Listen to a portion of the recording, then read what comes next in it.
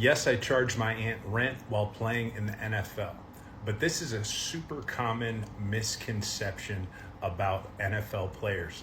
Everybody thinks that every NFL player is absolutely loaded, and that's just not the case. In fact, over playing for 6 years professionally, both in the NFL and the CFL, the most money I ever made was in the $200,000 range, and the least I ever made was about $50K.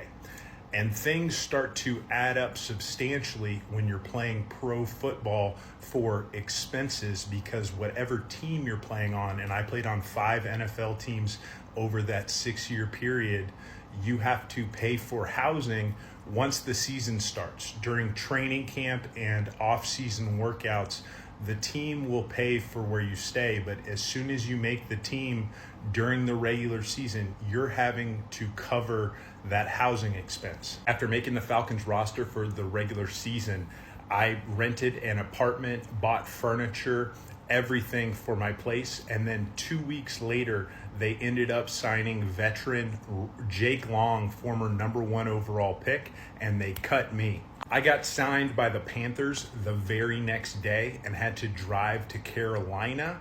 And from that point forward, I decided that I was going to stay in extended stays for the rest of my career, which ended up being cheaper because you didn't have to buy furniture and all that stuff and commit to a long-term lease.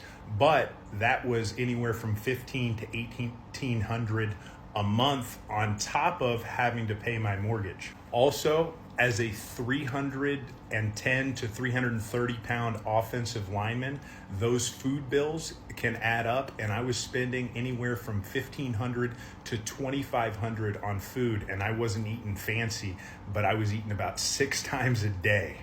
Most NFL contracts are non-guaranteed unless you're a top-level player. And when I tore my patellar tendon working out at home, I actually lost that contract. And just a couple months before, I had purchased my house.